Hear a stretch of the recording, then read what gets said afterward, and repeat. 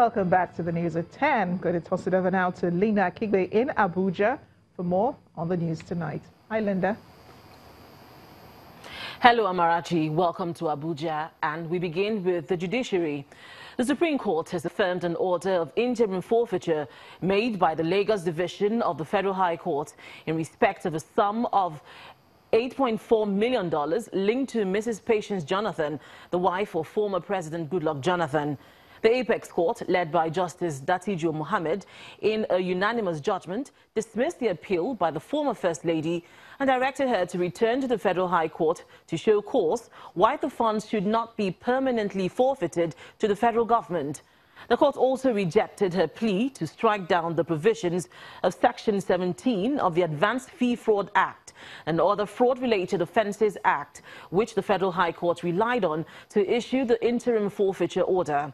The EFCC had approached the Federal High Court in Lagos last year with an ex parte application seeking the forfeiture of the sum of $8.4 million and other various sums in various bank accounts linked to the wife of the former president. Justice Mojisola Olaterogun of the Federal High Court in Lagos had on April 20, 2018 granted the ex parte order. She also ordered the EFCC to publish the court's order in any major national newspaper to enable the respondents or anyone interested in the funds to appear before the court and to show cause within 14 days why the final order of the forfeiture of the said funds should not be made.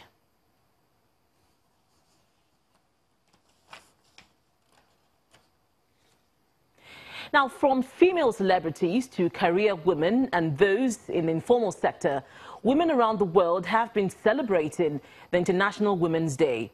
The theme for this year is Balance for Better, made popular by different hashtags on social media, playing up achievements of women around the world, while at the same time calling for gender equality and a call to greater awareness of discrimination against women. Protests held in many parts of the world to raise these issues, while here in Nigeria, women had hoped that President Muhammadu Buhari would, in his first term, implement the appointment of 35% of women into government positions, as enshrined in the National Gender Policy of 2005, which he promised to implement. But the president has done anything but, as only 6 of the 37 members of his first cabinet were women. Women's contribution to the world we live in today cannot be overemphasized, which is why such names as Maria Curie, who founded the new science of radioactivity, which launched effective cures for cancer, Ada Lovelace, considered to be the first computer programmer, Rosalind Franklin, who provided the crucial piece of evidence of the helix structure of DNA, and Amina, the great woman. And still on International Women's Day, warrior Alimotu Pelewura, who fought for women's right to vote and against taxation, Buchi Emechata, the revolutionary writer who rose from being a champion for women, just to mention a few, can never be forgotten as women balance for better. Our correspondent Loretta Chiogo reports on the day's celebrations and significance. Over the years, women have made steady mark in different fields of their endeavors. From the social to economic and even the political scenes, the presence is felt but limited. In Nigeria, only a 6.7% of women representation is seen in elective and appointive positions, a far cry from the advocated 35% by the National Gender Policy. While some women in Nigeria are leaving their mark on the sands of time, a large number are challenged by domestic and cultural demands. But the theme for this year's International Women's Day, Balance for Better, is a renewed call to action. The National Center for Women Development, in partnership with the University of Abuja, is running a master's degree program in gender security studies and youth advancement to develop a corps of experts in addressing the gender gap and providing solutions to existing gender challenges in Nigeria. Women are great.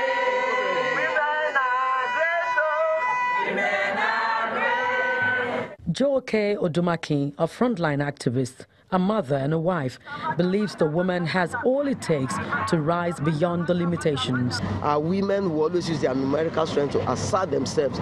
So politicians should ensure that there's internal democracy so that women, all these deputy this and deputy that, if you have a brand new car and you might not make use of the spare tire, so let women be given that chance. We are not saying that women who are not up to date should be given that.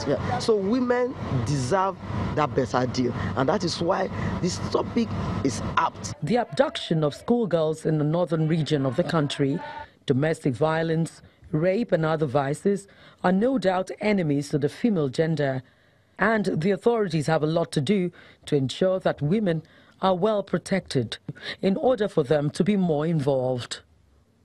Loretta Chiogo, Channels Television News. And that's all from Abuja. Back to you, Amarachi. And happy International Women's Day. You beat me to it, Linda. I was going to say the same thing to you. Thanks a lot, Linda, and happy International Women's Day. We celebrate you as always.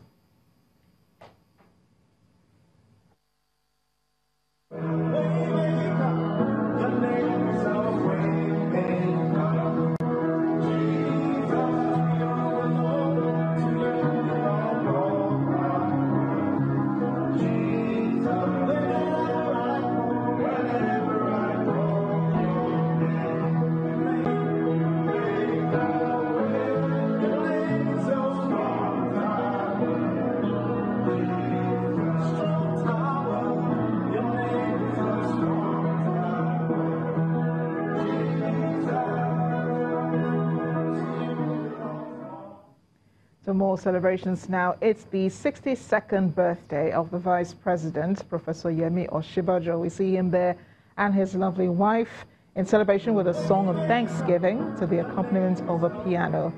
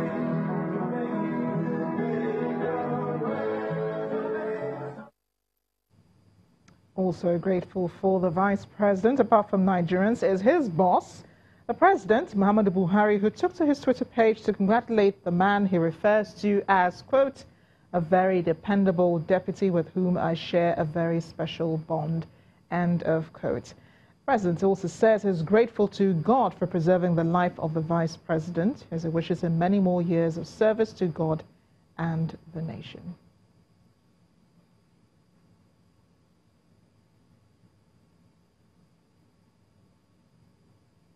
Oh, and there's the lovely cake there being cut by the Vice President, and well wishes surrounding him. We wish him a very happy 62nd birthday. Thought we get a piece of that cake too. It's time for business news now. Here's Anne Mawodo.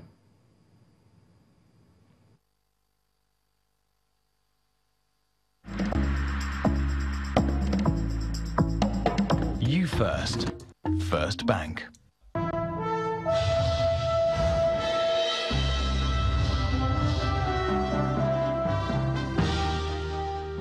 wish the Vice President happy birthday, and Amarachi, to you, happy International Women's Day. Thank you so much for joining us in Business News tonight. The Nigeria Stock Exchange has signed a set of women empowerment principles with a view to helping improve Nigeria's place in the World Economic Forum's Gender Gap Index. The principles, which aims at guiding companies and businesses in realizing gender parity, was signed on the sidelines of an event organized by the Stock Exchange to observe International Women's Day. Nigeria's foremost life insurance specialist, African Alliance, has unveiled its new corporate identity, the first in its 60 years of existence. The strategy, which aligns with the vision of the company, marks the launch of its campaign to help deepen insurance penetration through Nigeria's tech-savvy youth population. Institution that provides a parachute for us. 60-year-old African Alliance Insurance is one of the oldest underwriting firms in Africa's largest economy. This event marks a milestone in the history of the insurer, as it's the first rebranding in over 6 decades. I'm sure that we're in the right direction, and it also enables us to launch our growth initiatives, which is going to be anchored on innovation, technology, and effective communication. For the chief executive, Ms. Fumi Omo, who explains the nitty-gritties of the new corporate identity, the rebranding aims to reposition African Alliance. Blue represents loyalty. It represents strength. It represents wisdom.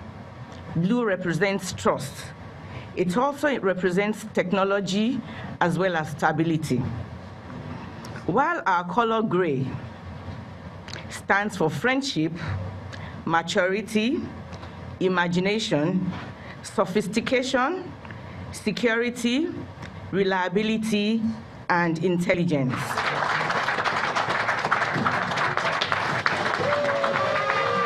Rebranding will make the company more appealing to the customers. It works on the recognition, in terms of their customers, their staff, and what have you. We have discovered that the only way by which we can reach the youth is to constantly refresh ourselves. In the process of refreshing ourselves, we need to reinvent, we need to change our look and feel, and that's the reason why we're doing this. The new identity also explains reasons why Nigerians should have the African Alliance risk underwriting experience. 60 years ago, there was no technological improvement like what we have today. Okay, today a lot of things you may sit in your home, buy policies, okay, and do anything without even knowing where the insurance company is located. That is the impact of technology. Known as Nigeria's first indigenous insurance firm to execute life assurance in the country, this new corporate identity serves as an avenue to reinvent even at 60 years of its history. Let's check out figures from the Nigerian Stock Exchange. Profit-taking has entered the third session this week, pushing total value of listed equities at a decline at the close of trade. Ekaite Afia has the details for us.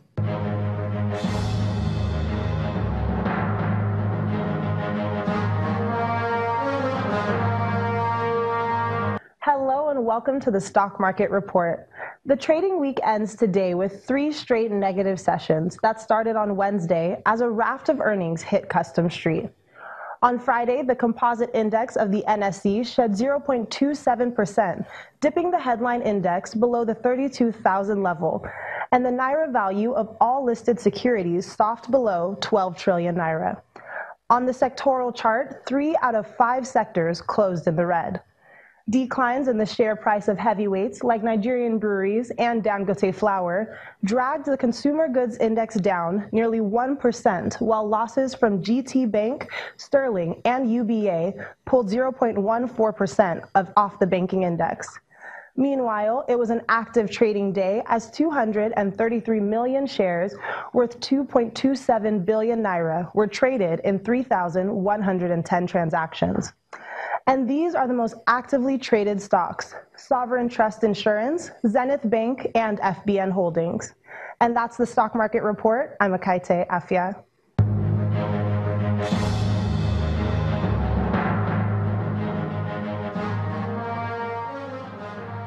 Thank you, Ekaite. Global investors have also extended sell-offs across board in reaction to weak U.S. jobs report, a deadlock in Brexit deal, and more fears over the world's economic growth. Let's see how they all ended today.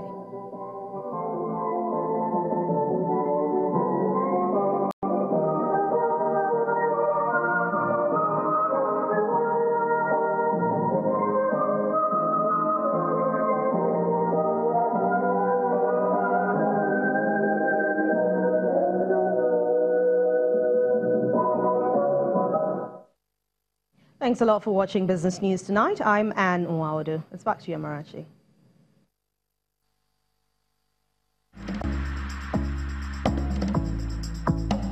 You first. First Bank. Thanks a lot, Anne, and a happy Women's Day to you. I don't know why everyone is beating me to it today. From our London Bureau across the world in 5, that's coming up after the break. You stay with us.